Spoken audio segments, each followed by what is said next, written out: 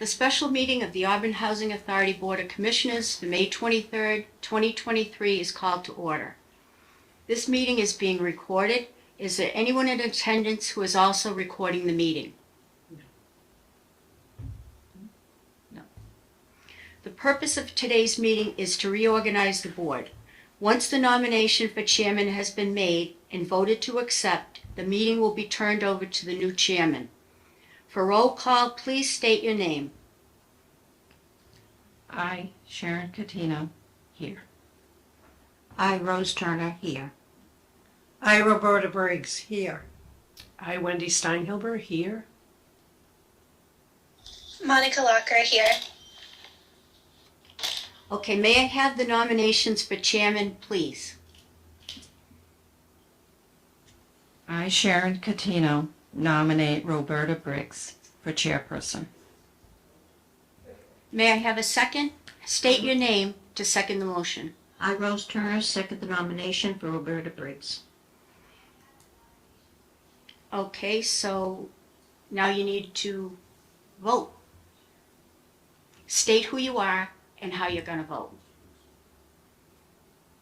I, Sharon Catino, vote for Roberta Briggs for chairperson. Okay? No, say aye. I, Rose Turner, vote. I'm confused in the saying. Say I, Rose Turner, vote for Roberta Briggs. Just say. I, Rose Turner, vote for Roberta Briggs. Monica? I, Monica Locker, vote for Roberta Briggs. I, Wendy Steinhilber, vote for Roberta Briggs. I, Roberta Briggs, vote for Roberta Briggs. Okay, so with a vote of 5 ayes and no nays, Roberta Briggs wins the nomination for chairman of the Board of Commissioners of the Auburn Housing Authority.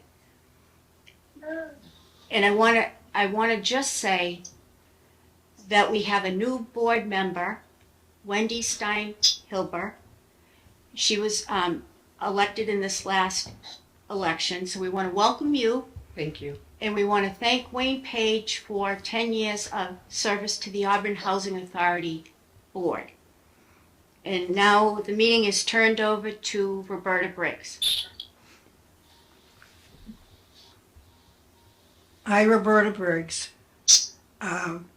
ask for nomination for vice chairman. I, Sharon Catino, nominate Monica Locker for vice chairperson. I, Wendy Steinhilber, second.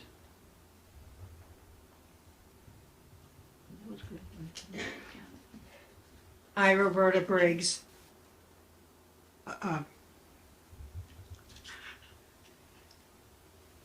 vote for Monica. You need a roll call vote. Yes. So, For vice chair. I, Sharon Catino, vote for Monica Locker. I, Rose Turner, vote for Monica Locker. I, Wendy Steinhilber, vote for Monica Locker. All in favor? Aye. Aye. Hi, Monica. so Monica, you're the vice chairman. Thank you, Monica. Thank you. Next one is nomination. I, Roberta Briggs, ask for a nomination and vote for treasurer. I, Rose Turner, nominate Sharon Catino for treasurer. Rose Turner.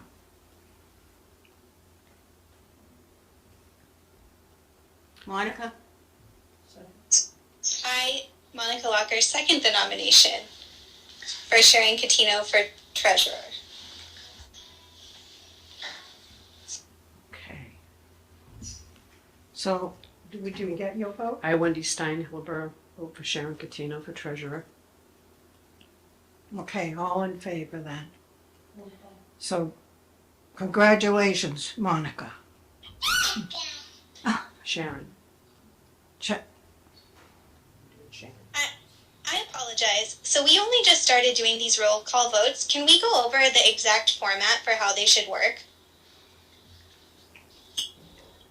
Well, Because I feel that there is confusion, and I'm not sure when people are voting versus seconding, or it seems like You're right. you're it right. seems confused. It seems confused to me. You're right. Okay, so the chairperson is going to ask for a nomination for Yeah. a specific place on the board, like a title.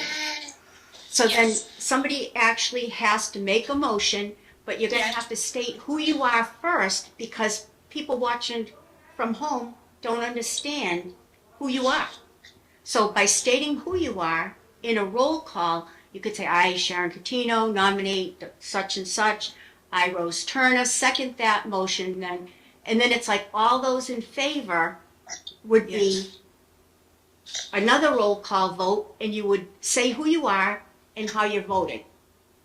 So my understanding, and tell me if I'm correct or incorrect, is that for the roll call vote, we just have to say, like, I would say Monica Locker, aye. So I'm saying, yes, I'm voting yes to this. I don't have to restate Right. right. Okay, got it. Thank you. Good question. Yes, it is. The roll call vote is new for us. Yes. We found out during the open meeting law training that because we had a complaint, that we need to be doing the roll call vote. And that's why we are not familiar. I mean, we voted, but it was kind of like a block. And nobody knew exactly who was voting. We kept track of the motions, but not the actual how people voted. So we're still, and that's why we're writing everything down to try to remind ourselves how to do it, so that we don't mess it up and get another complaint. Is that clear enough, Monica? Yes, it does. Thank you. Okay. And we now need a nomination and vote for vice treasurer. So I, Roberta Briggs, now ask for nomination for vice treasurer. I, Sharon Catino, nominate Rose Turner for vice treasurer. We need a second. I I, second. Monica Locker, second the nomination for Rose Turner for vice treasurer. Wendy Steinhilber, aye. I, Sharon Catino, vote yes for Rose Turner for vice treasurer. I, Roberta Briggs, vote yes for Rose Turner for treasurer, vice treasurer. All in favor? I, Monica Locker. I, Wendy Steinhilber. I, Roberta Briggs. I, Sharon Catino. Okay. Any member items?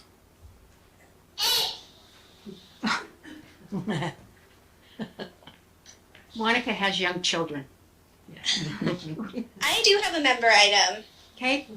I know that this meeting is to reorganize the board, so I'm not sure if it's appropriate to ask this question, but I was wondering, since the COVID emergency has been lifted officially everywhere, what is anything changing for the housing authority or the residents as a result of that? Laurie, can you answer that, please? As far as if anybody needed any kind of supplies, like as far as test kits and masks, I mean, that's stuff that we could provide.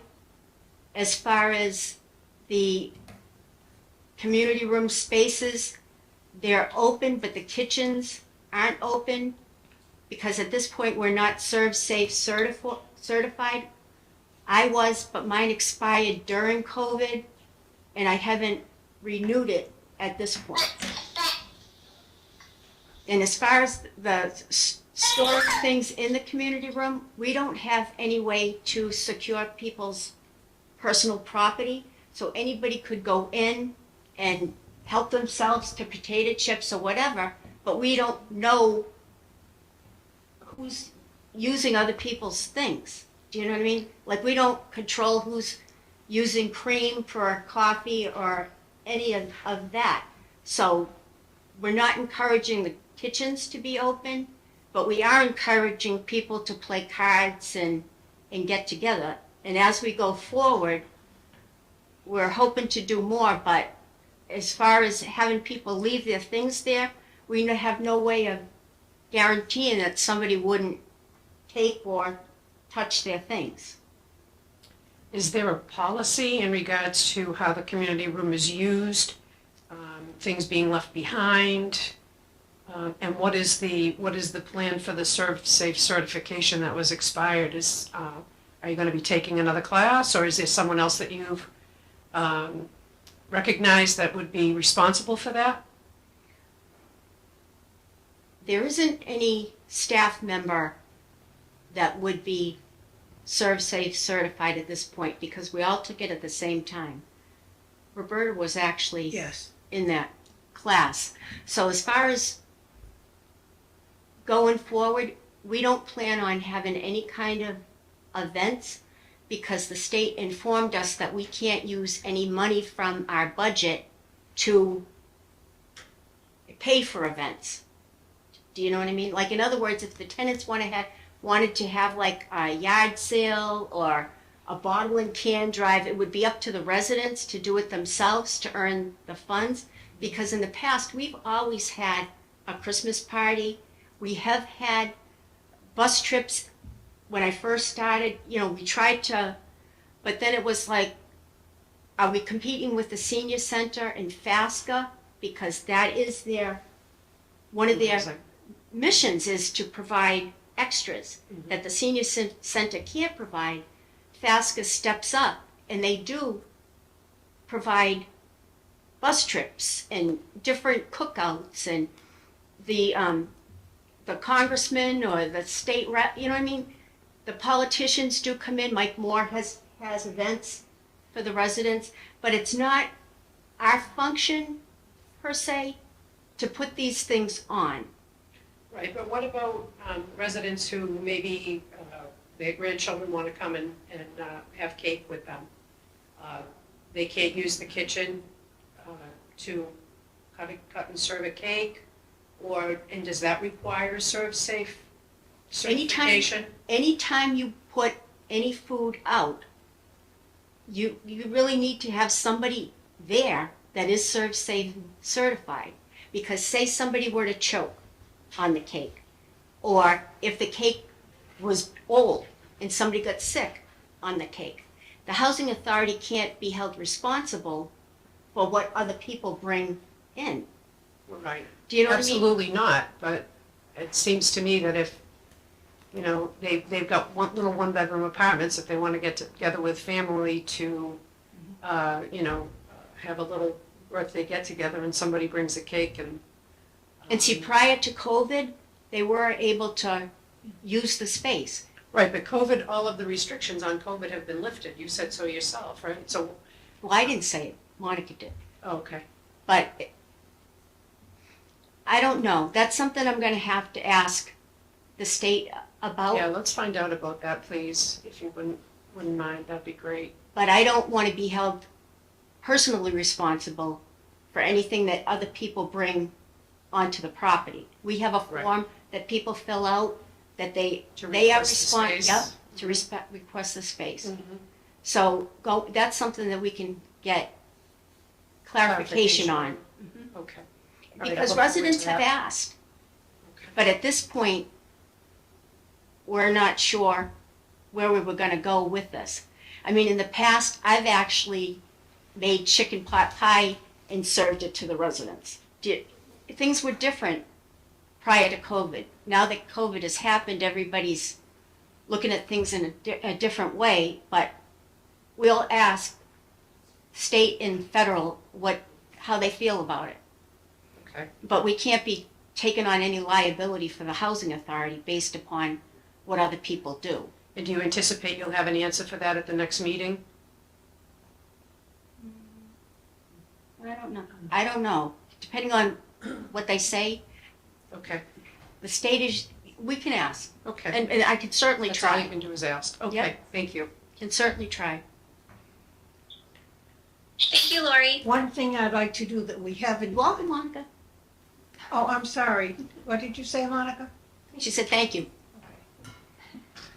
One thing I would like to do that we have not done, and because it's reorganization, is I would like to pledge allegiance to the flag. Would you please rise? I pledge allegiance to the flag of the United States of America and to the republic for which it stands, one nation, under God, indivisible, justice for all. Justice for all. Are there any other public comments?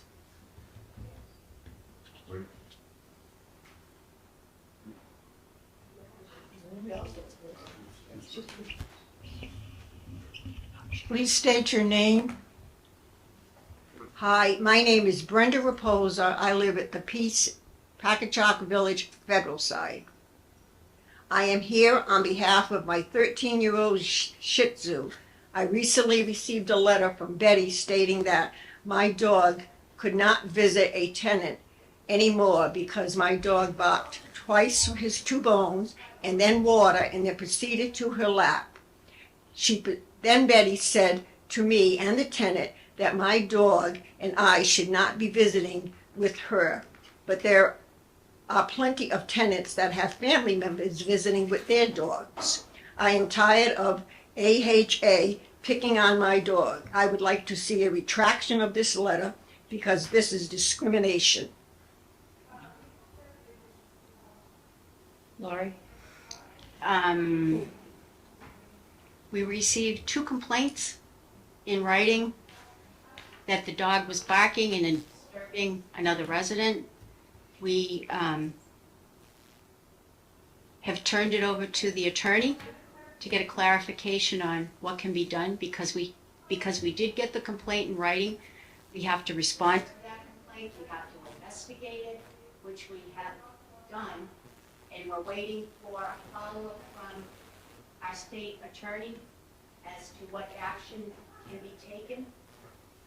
Because what we found was that the dog is not a problem.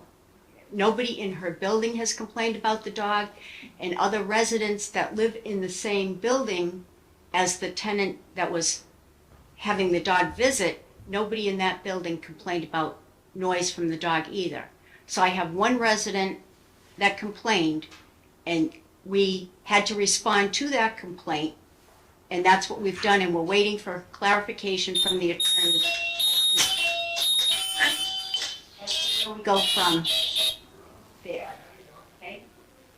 Is there a hard and fast pet policy that's in place that the tenants all have?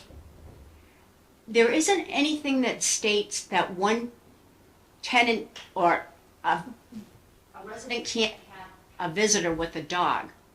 All our residents that have dogs have pet policy, unless it's a reasonable accommodation and they. Or a, They yeah, don't. right. So there isn't anything that spells out that they can't visit, but then you run into the, what if a pet visiting soils the carpet?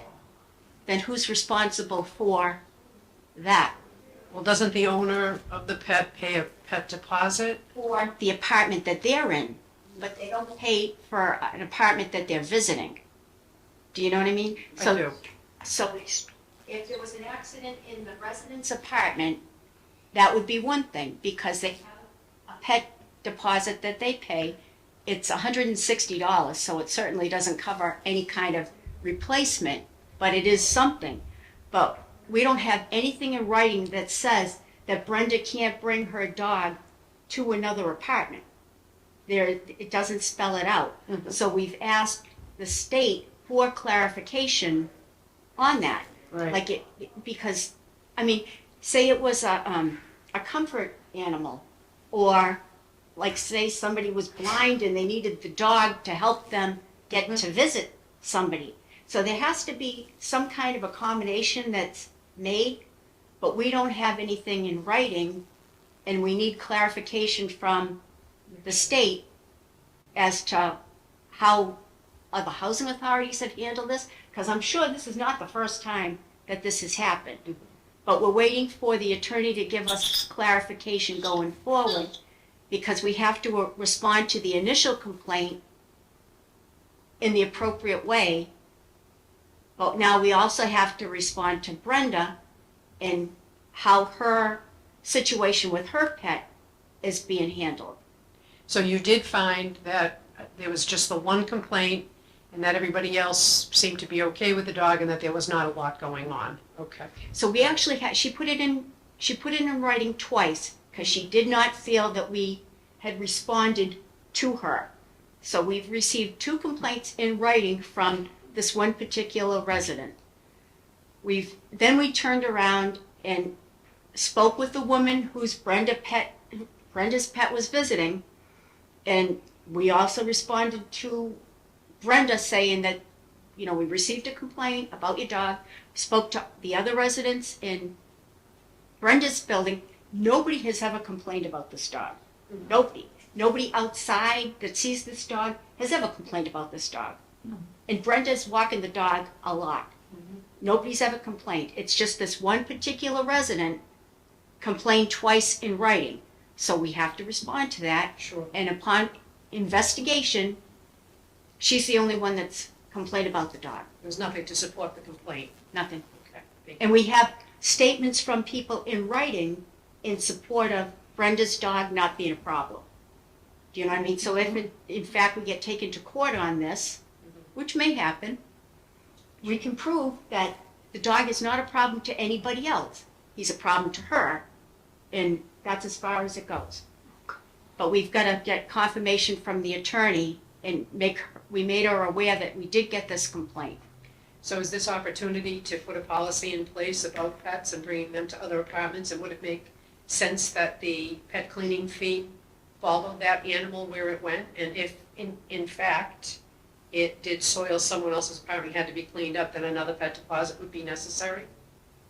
I mean, there are ways that, you can make this tenable for And everyone. the attorney is going to give us guidance on that, Okay. because if another housing authority has a pet policy that Great. states it, why reinvent Why the wheel? reinvent the wheel? Right. Absolutely. So we're in that process. The attorney was on vacation. We're waiting she did come back, so we're waiting for her to respond back to us.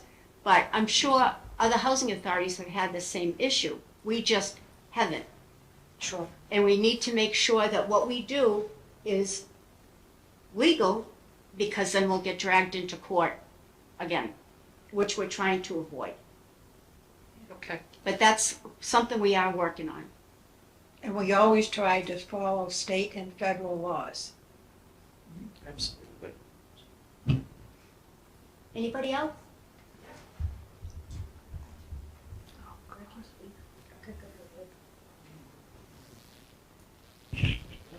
Thank you. Hi, I'm Trina from Packagug Village. Louder. Okay. Hi, I'm Trina from Packagug Village. And I have an issue, 2 issues. I've been living here for 10 years. And I've put in writing several times regarding somebody smoking, chain smoking. This person used to live above me, chain smoke, so the smoke would come down all the crevices and into my apartment. So I started writing a letter or talking to the office, and they were working with me with that. But it continues to this day, and this is 10 years. This person has moved to the first floor, and with the smoke, it just envelops the whole front way with the walkway up. I have to open up the window upstairs or open my door. It comes into my apartment. And the police have been called regarding this issue because this person struggles with dependencies. And it's just taken so long. And the book with all my writings in it must be a binder at this point. But you have to catch, my question is, do you have to catch a smoker in the act with all their blinds down and they never smoke on the premises, but it's billowing out of a fan from their bedroom? So you could just stand in front of the fan outside and the smoke is just coming out, but yet, you know, nothing has been, I find that nothing has been done regarding, removal of this person, or what can we do? What can we do as a group about smoking in apartments?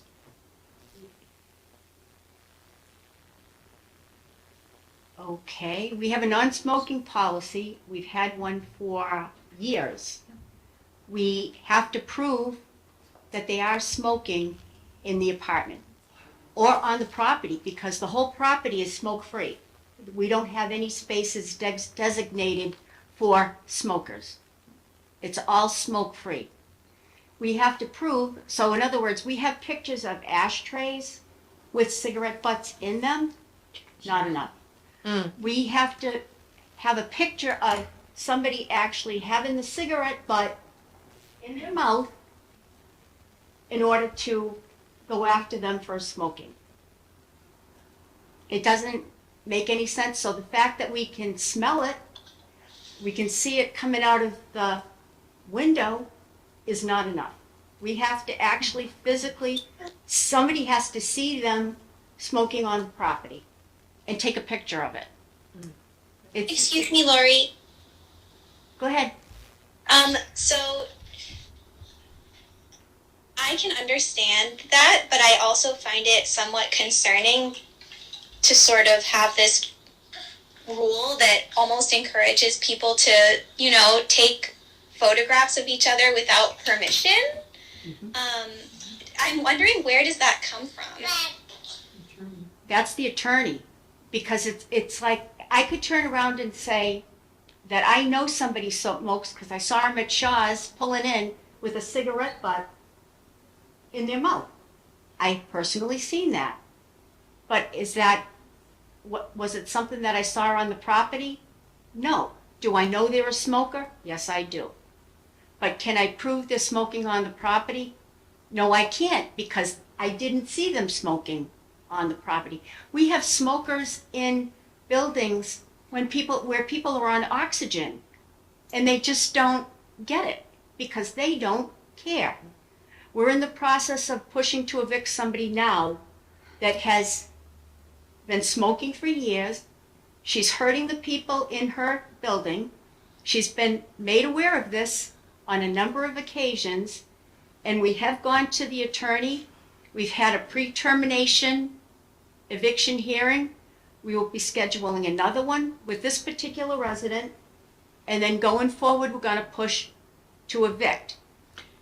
So is it my understanding you have photos of this woman smoking? We don't have photos, but we have complaints in writing from other residents in that building, and we're hoping that we're going to either get this person to the point where they know we're coming for them for the smoking, and they're either going to stop. They've promised us over and over that they were going to stop. They've had the patch, they've had whatever, but it doesn't ever get corrected. How is this, can I ask, how is this different from what Trina is experiencing? It's no different. This is the first one that we're going to go after, because we have to have people other than Trina complaining. You know what I mean? It can't just be, because then it's going to look like Trina's picking on this person because she doesn't like her, or she doesn't like him. You know what I mean? It always comes down to, well, this is what one said, but what do you have to prove it? I have a lot of pictures of ashtrays with cigarette butts in them, and it's like, it's not enough. We just had that happen with our maintenance staff did inspections. They found the ashtray in the sink with the butts in it. We sent it off to the attorney. And what did she say, Betty? Not enough. And that's because they can't prove that it was from that person unless they see them do it. Mm-hmm.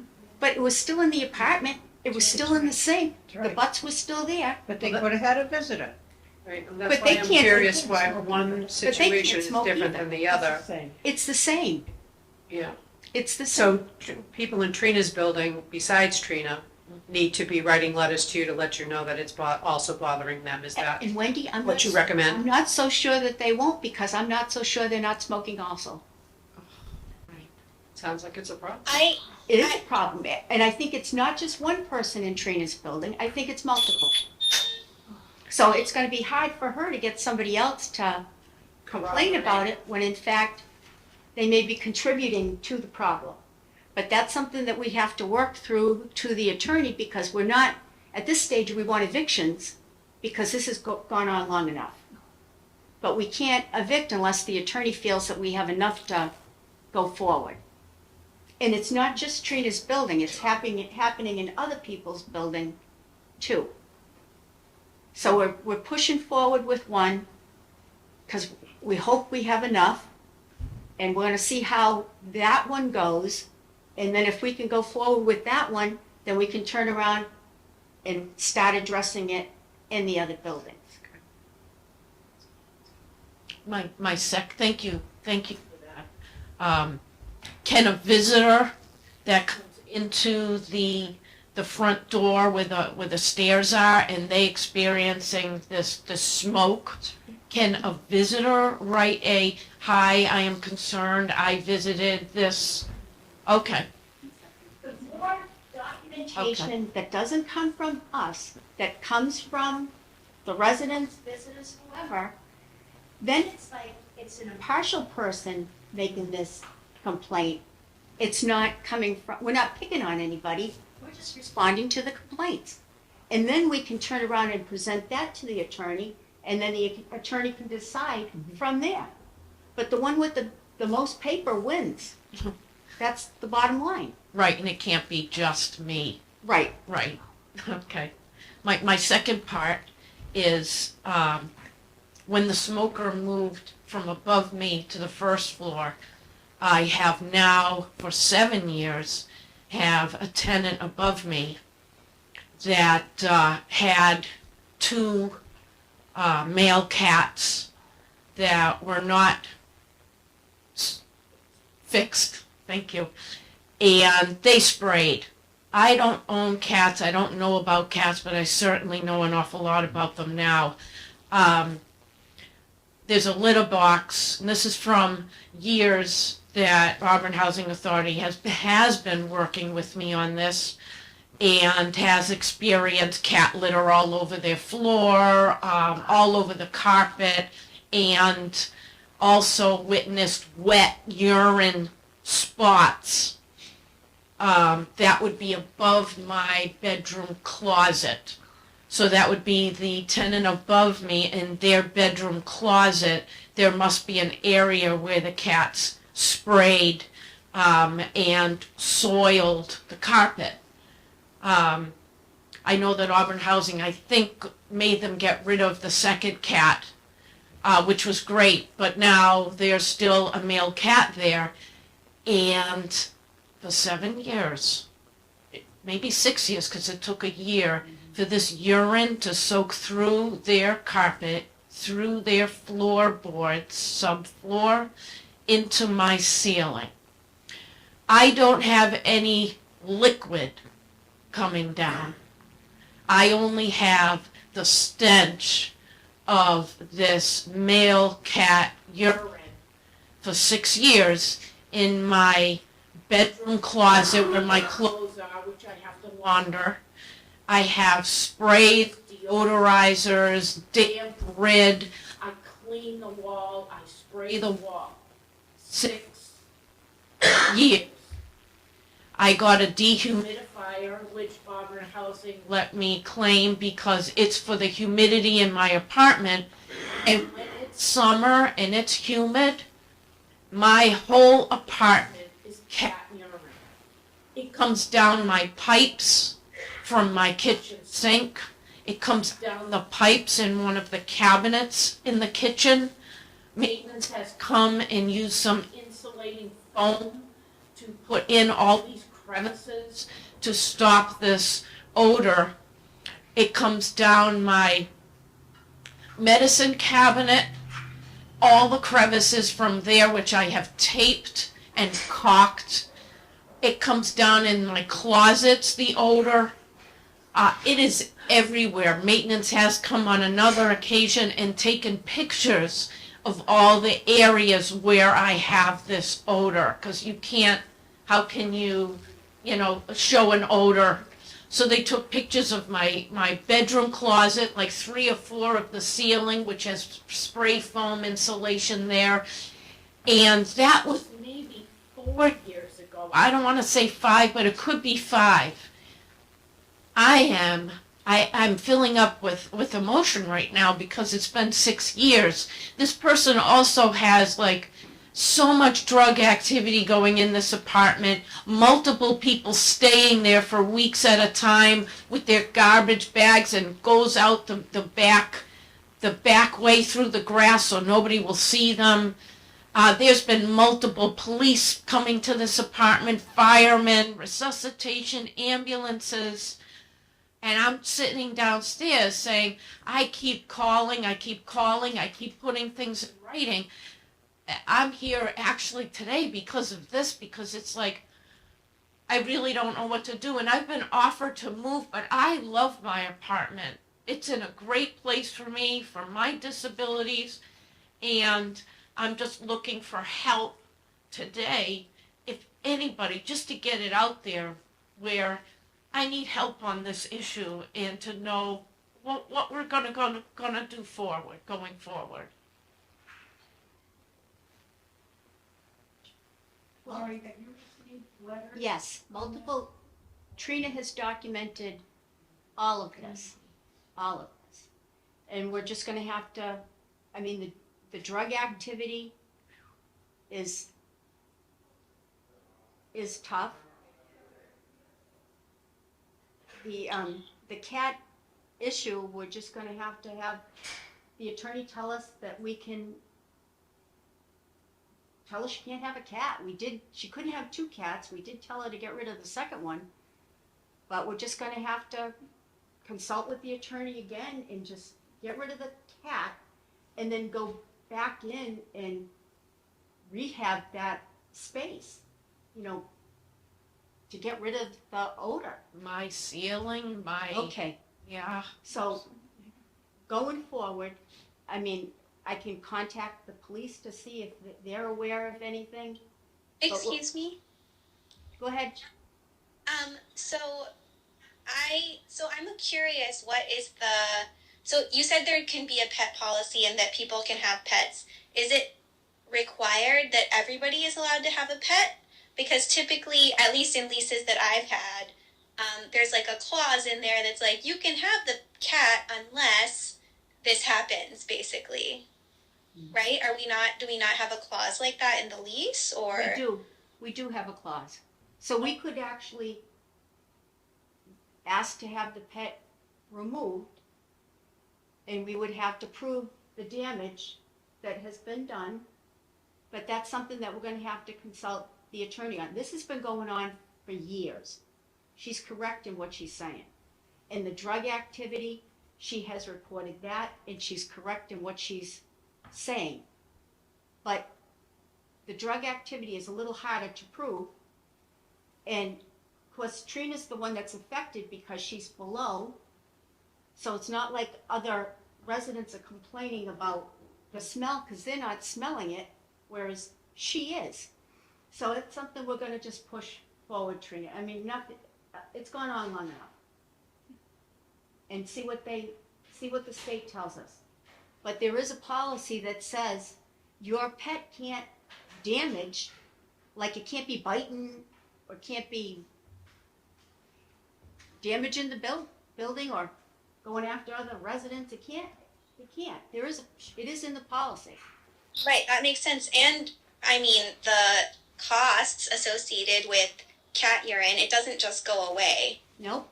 Everything, the floor, the subfloor, the ceiling, everything, is damaged by it. So It's a big deal. But it's something that we're going to push forward on and see. I mean, with COVID, everything being shut down, Yeah. it was tough. I mean, the Board of Health wouldn't even come out and inspect during COVID. Maybe we can consult with the Board of Health and have them come in and put something in writing so that way I can take whatever the Board of Health says going forward, I can present that to the attorney saying, hey, listen, we've got to rectify this situation. But then that's good because the Board of Health would be considered impartial. It wouldn't be the Housing Authority picking on this person. But we've asked the Board of Health, like during COVID, if they would come out, and they wouldn't. So it's different if we're the complainant, they tend to not. But if you, Trina, were to complain to the Board of Health, then they could come out and check your apartment and document any odor, damage, and then we can turn around and take that complaint and go to the attorney and say, hey, listen, we got a complaint from the Board of Health. We weren't the ones that inspected it, although we have in the past, because maintenance has tried to alleviate the problem as far as the smell goes. But once we have that complaint from the Board of Health, that's gonna force us to act. And then the attorney, that'll force them to act. Because we've got to do something to stop it. The cat's got to go. So if you wouldn't mind filing a complaint with them, I have called the Board of Health, what'd they say? and they told me I cannot complain about any other apartment, any other animal, any other person. I'm only calling the Board of Health on Auburn Housing Authority because that's what they told me. The individual with the cat pee has to call Board of Health for Board of Health to go into their apartment. So, correct. And I have an issue because if it's a dry summer day and this apartment above me has their windows open, the odor is less. If it's a humid day, then it's amazingly strong. So if they're going to come on a certain day, I'm at the mercy of the weather. So this would probably be an ongoing thing where they would have to come maybe 3 or 4 times to document this odor. It's that bad when you walk in the front door where the stairs are. It's all the way up the whole stairway. So in my building, nobody's going to write a letter on the odor, as we said before about the smoking. So I've tried the Board of Health. I could call again and say I have an odor from an apartment upstairs, but again, they're not going to see it. They're just going to see, the stained ceiling. They're going to see things like that. And then they're going to then blame Auburn Housing Authority. That's what they had told me. So I'm willing and able to do anything regarding this. Yeah, this is like the air is hard for me to breathe. I mean, it's really bad. Well, you know what? Even if they blamed the Housing Authority, then we can put that to the attorney and say, what are we supposed to do? Okay. And then they can't say, well, do you know what I mean? Yes. So that even if the Board of Health does blame the Housing Authority, then we can turn around and go forward. I can ask the Board of Health what they would recommend, and then we can consult the attorney and just say, hey, listen, we got this complaint. What are we supposed to do? And how do we go about doing it legally? Right. And get it over with. Right. Once Other and for all. people are showing me some information, and I think Excuse there's... me. Go ahead. Hi, I have a suggestion. So I know that the Board of Health cannot enter the other person's apartment, but if you have stains in the ceiling above your closet, having the Board of Health document that seems to me like that would still be worthwhile. And if they would come and inspect your apartment and not the other person's apartment, if the damage is, how extensive the damage is, then having that documented probably helps your case. That sounds very good. Yeah, that's a good suggestion, Monica. So you're gonna complain to the Board of Health, and we can call the Board of Health that we received a complaint at this meeting, and what do they recommend we do? And how far can they go? And in the meantime, we're gonna put it in writing and get a response from the attorney one way or the other, Right. okay? Yes. And that's about the drug activity, that's about the chain smoking, and the cat. That should Yes, thank you. cover the three issues, Thank you. okay?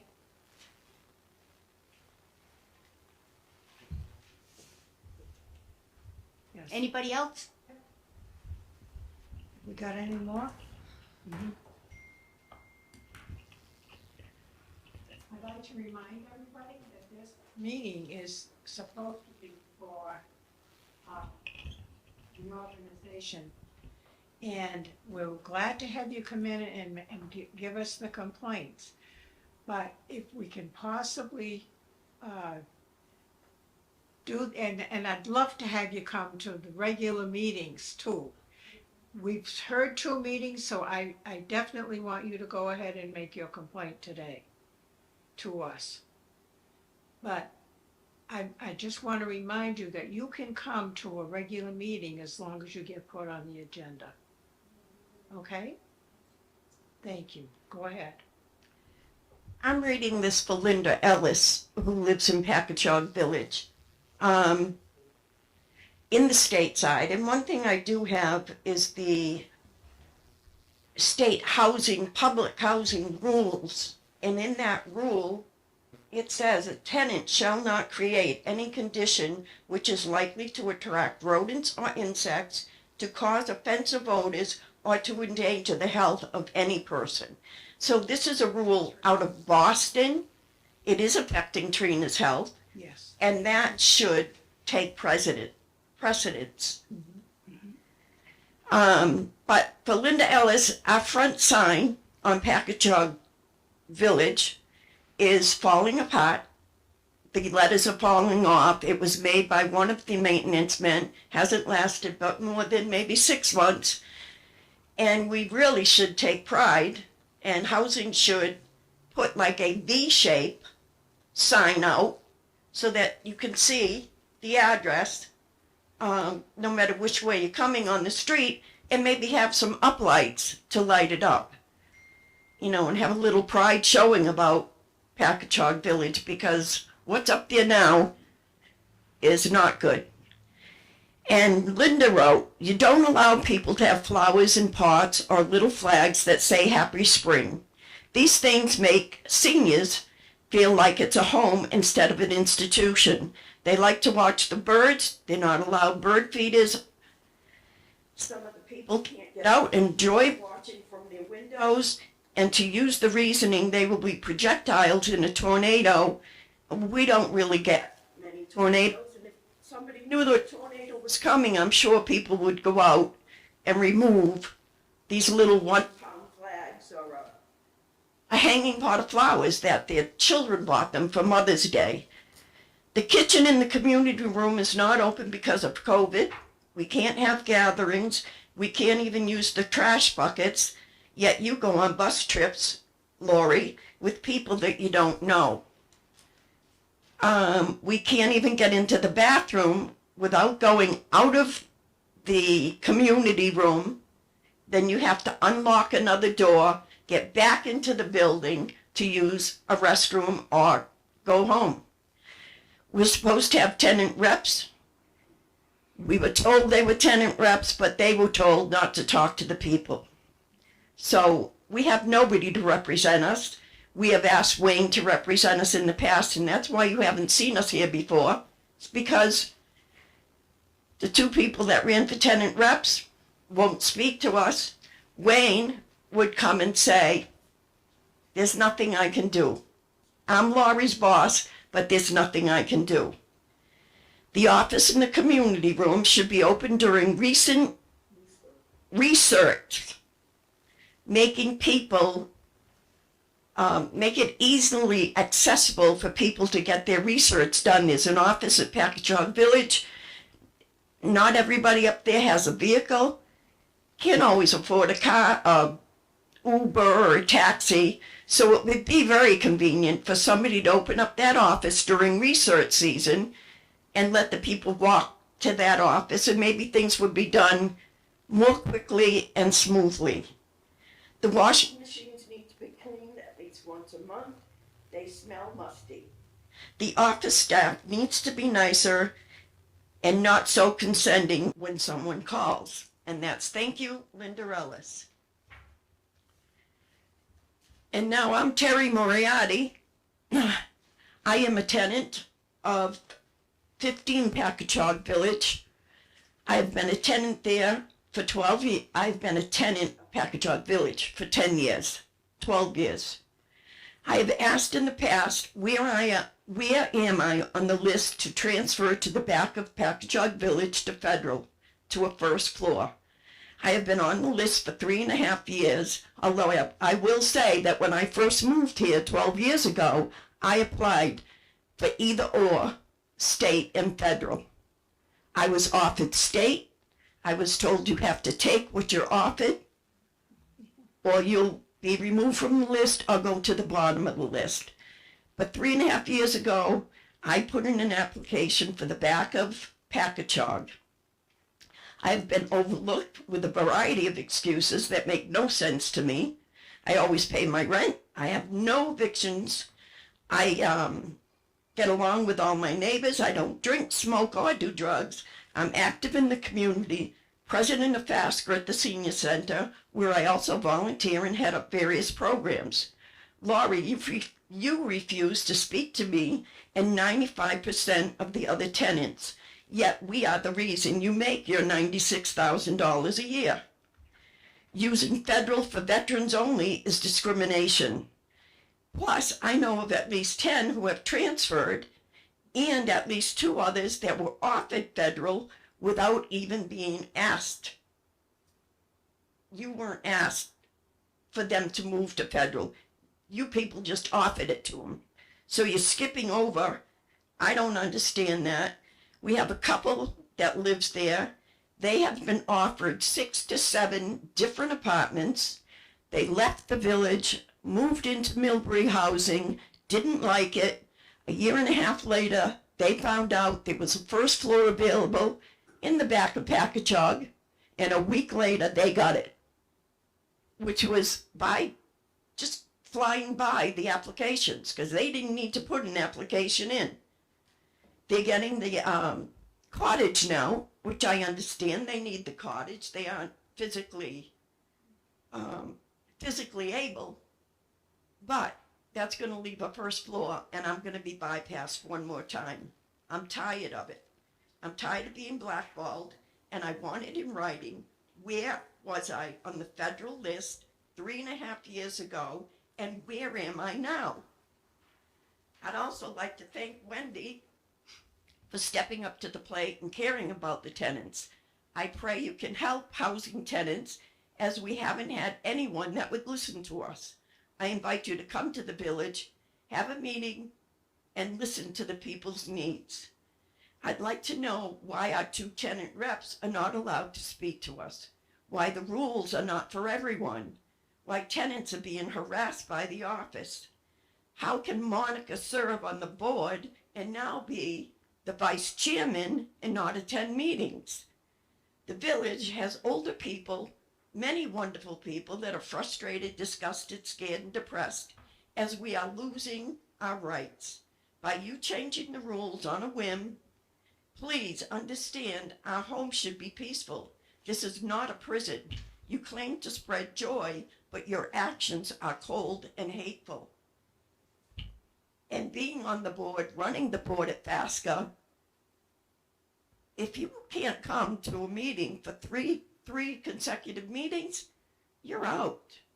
So I don't understand how Monica gets to be on the phone. As far as Safe Serve goes, I run programs at the Senior Center.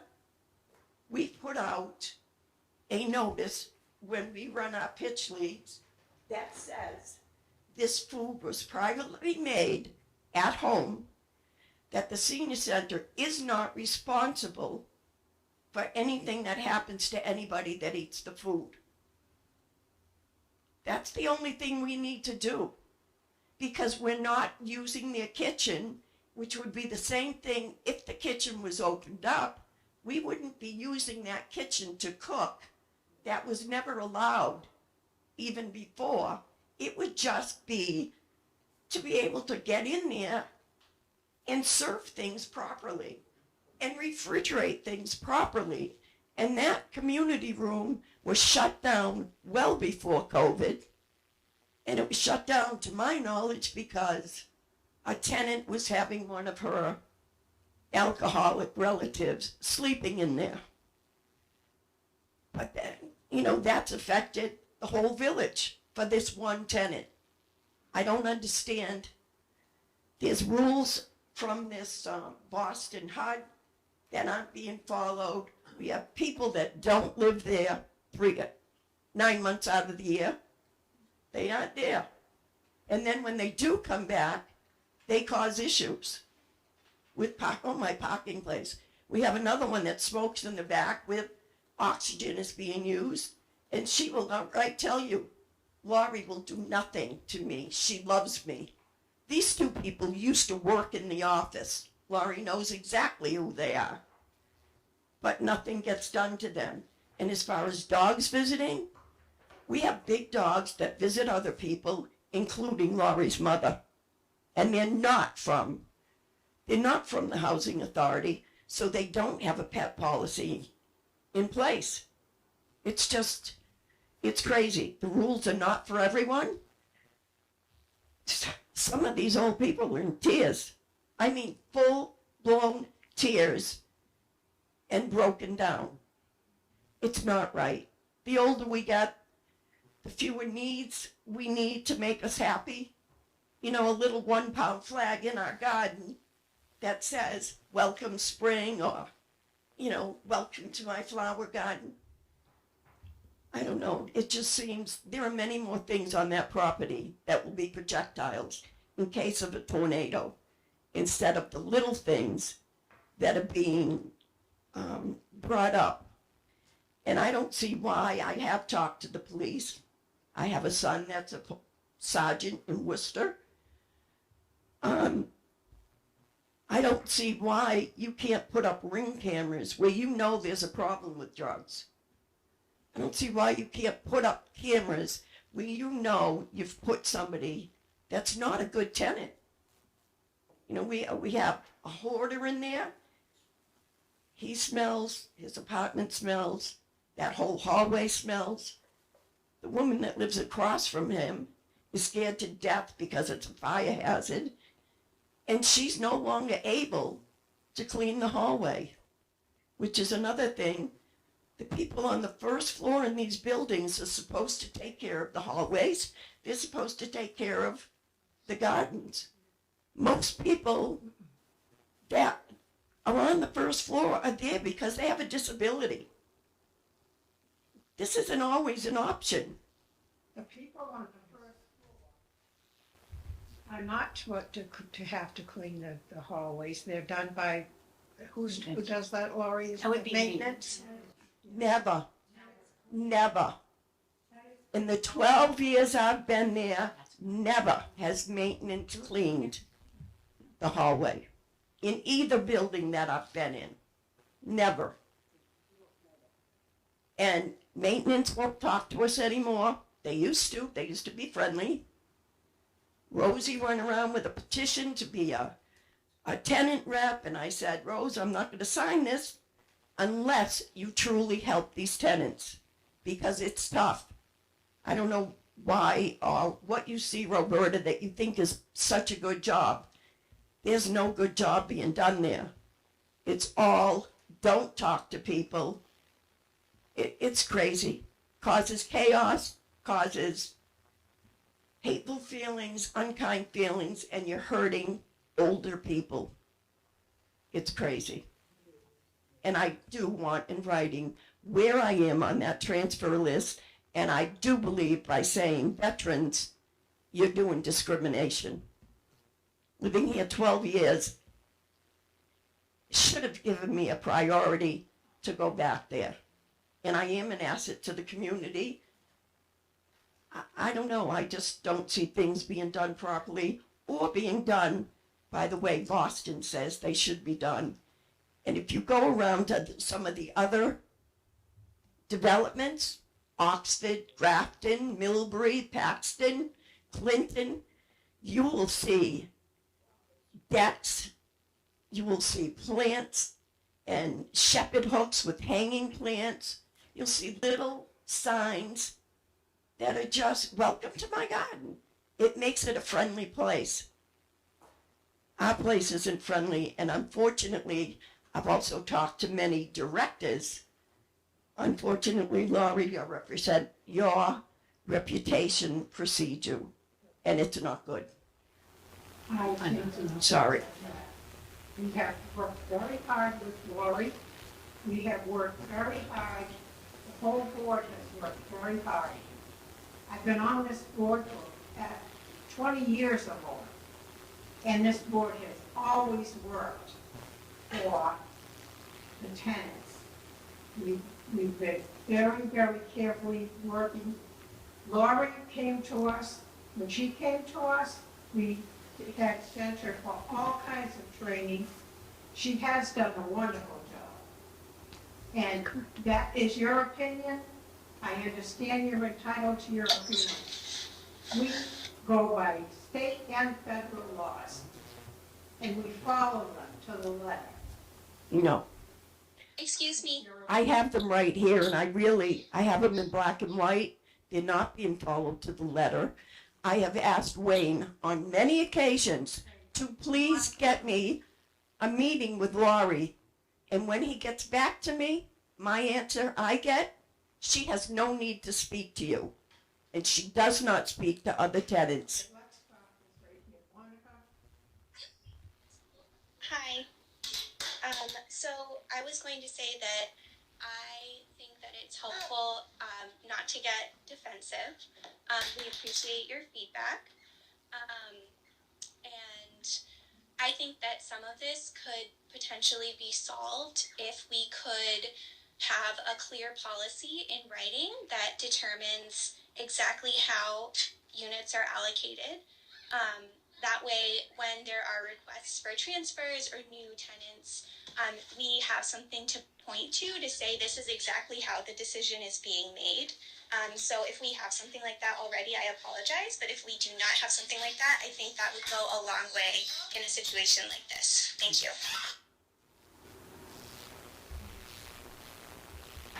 Laurie, would you please like to do your answer to those complaints? I wrote them all down, and I'm gonna take time to address them. Yes. I don't make $96,000 a year, just so you know. We have policies in place now for some of these things. We're in the process of going through the policies and redoing them. So we do have a transfer policy, but it may not be enough, or it may not be specific enough, but that's something the board can look at and going forward, if it needs to be corrected. We have policies on pretty much everything. But I wrote them all down, and we'll just address them as we go along. I mean, they're her opinion, but they're valid because they're her That's right. opinion. You know, and we just can go through and address them one by one, but not today. Yeah, I think in the interest of transparency, to have a way to say, in this specific case, this is how we made this decision according to X, Y, and Z in the policy, that could be really helpful and help people understand exactly how decisions are made. Okay. And we do have to follow state and federal regulations, and we work very hard at doing that.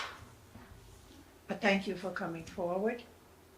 Like she said, you are entitled to your opinion, as I said, as before. And it will be addressed. And I'd like to say that when I spoke with the tenants, just for clarification on the board, when the tenants came to the meet and greet, I said, if you have items you need to have addressed, when you come to the meetings. And that was my recommendation. And that's why we have public comment Correct. on the agenda, Right. twice, at the beginning and at the end of the meeting. Right. But usually we do limit the amount of time each person takes for that. We have like a half an hour for comments for everybody that comes. So if you know it's gonna take you longer, then I would suggest you call and get put on the agenda. Okay?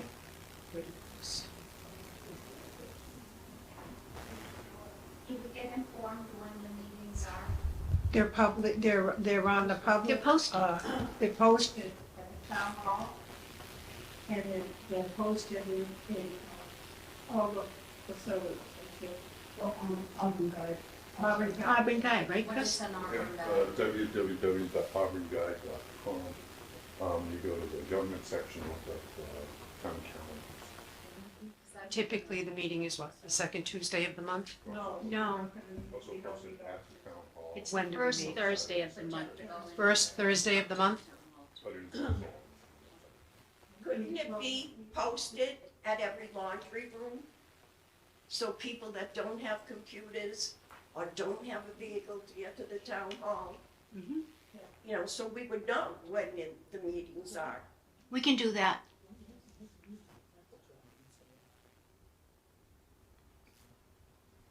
Does anybody else have anything they want to say? I would. You do? Okay. You brought up a bunch of stuff. But the day that you dragged a person over, and I'm talking to two elderly people, and you said, you gotta talk to this one because she's not doing her job. Well, I'm gonna tell you, wait, I'm gonna tell you, when I told you to your face then, on the board, we deal with a lot of the budgets, and that's why we weren't talking. I wasn't dealing with people. But that is not how you represented yourself. You came around the village telling us that you wanted to be the federal tenant rep. No, I never said that. Yes, I didn't you even know what did. that was. No, You I certainly did, and I specifically said to you, Rosie, I'm not gonna sign it unless you're gonna help out these I people know that you live said here. that, but And you I didn't said, know what my job was you gonna be know on the me, board. I have a big mouth. Order, please. There'll be no arguing. I don't need to come here and be called a liar. I didn't, That's the petition that she sent around the village. No, I did not. I don't even go around the village. I'm never home. Yes, Oh, you come on. I signed, you came to my door. You came to my door. Oh, for the signatures. And you said to me, can you sign this petition because I want to be a state rep, I mean a federal rep. Sharon was with no. you and she said, and you said, this is Sharon, she's the state rep. I signed the petition. I don't even know what they're talking about. Oh, Listen, Cologne. I went around and I had you sign. That was for Wayne. that's enough. I It was think, for Wayne. I think what she's referring to is the nomination paper. When you ran for that seat, I didn't Rosie. have anybody, I can't. but you had a nomination paper. In order to get put on the ballot, you have to have signatures. And you went around stating, right, that's how you got on the ballot to Okay, run. I agree. But I didn't know what my job was gonna be on the board. I did not, and I told you that. I did not know. I was hoping.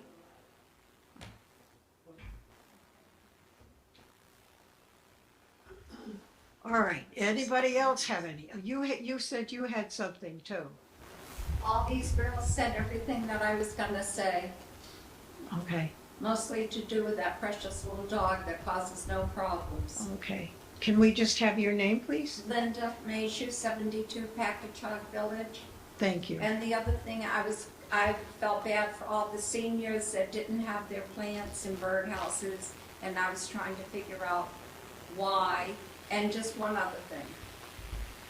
Parking. There's 3 people, myself, Laurie's mom, and the people live downstairs. We never know where we're gonna be parking, because the tenants tell their, are they called aides that come in, that they can park in the back anywhere they want to. And their visitors park in the back whenever they want to. So that's the only other thing. I thought eventually couldn't each tenant have one parking space? There's 4 free parking spaces right now, I believe, back there. Laurie, can you answer that? No, not right now, because we have to figure out how many vehicles, we only have a certain number of spaces, and because it's so tight in the back, we can't add any more spaces. This parking situation has gone on since I've been here. Yes. So you can't tell a person that they can't have a car. And not everybody can park in the back if there are more vehicles than there are spaces. So we have it posted, tenant parking only. People's family members come in. Anybody with a handicap placard can park anywhere as long as it isn't a fire lane. They can park there. I have a handicap placard. I can park anywhere as long as I'm not in a fire lane. There is no assigned parking in any of our developments. And that's only because we don't have enough spaces to assign them. I know, and I think we've got 4 empty ones now. I have a handicap placard, but I don't use it because I want the people that really need it. But I have asked people to move so that your mother can get back in when she comes. And people just look at me and say, well, I do work for the tenant and they told me I can park anywhere I want to. And that's They not do the fair. same thing with the family members, Linda. You know, family members are like, and it's not like they can't walk, I they can. want to park out back and senior just to alleviate that problem. But that was my last thing I wanted to say. And the Bailey does live next to me and he never barks. I love that dog. Thank you. Thank you. Are we all set? I can't see around the corner there. If there's anybody else that wants to speak. You want to speak?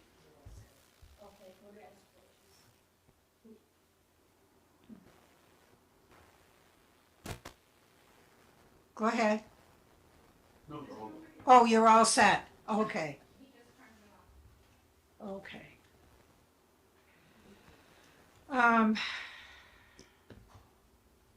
Now we need a motion to adjourn. Wendy Stein, I would make a motion to adjourn. Sharon Katina, I second. Second. I, Rose Turner, motion. Robert Burks. I agree to adjourn. Wendy Stein, agree, yes. Monica? Aye. Your name. State your name. Sorry, Monica Locker, aye. All in Sharon favor? Katina, aye. Aye. Rose Meeting Turner. is adjourned.